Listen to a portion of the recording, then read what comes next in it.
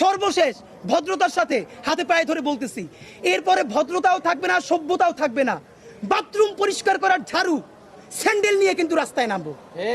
যদি আমাদের জীবনই চলে যায়, শহীদদের পরিবারে যদি আবারও গণহত্যা চালানো হয়, আমার যেই ভাইয়ের একটা চোখ অন্ধ হয়ে গেছে বাকি চোখটাও যদি অন্ধ হয়ে যায়, ইন্টারিম শুদ্ধ কিন্তু বাংলাদেশে রক্তের বন্যা বয়ে যাবে। বললাম আমাদেরকে বলা হয় আমরা ভায়োলেন্ট কথা কেন বলি, কাজ করে ভায়োলেন্ট।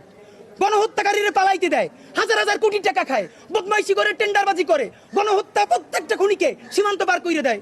আমাদেরকে বলে কি এত উশৃঙ্খল কথা বলে কেন? মানে এদেরকে দরকারই হলো কথার আগে জুতো মারা। এইটা মারতে পারিনি, এইটা আমাদের ব্যর্থতা। তো দুনিয়ার যেই অসভ্য ভাষায় বললে এদের কানে লাগবে। আপনাদের মাধ্যমে বলি, এইখানে বসে স্বরাষ্ট্র উপদেষ্টাকে বলছিলাম আপনি থানায় থানায় যান, রাতে রাতে যান, অন্তত ওনাকে একটা ধন্যবাদ জানাই। এই কথা বলার পরের দিনই উনি প্রত্যেকটা থানায় রাতে 10-12টা করে থানায় গেছে। আপনাদের মনে আছে কিনা? উনি রাস্তায় গেছে, উনি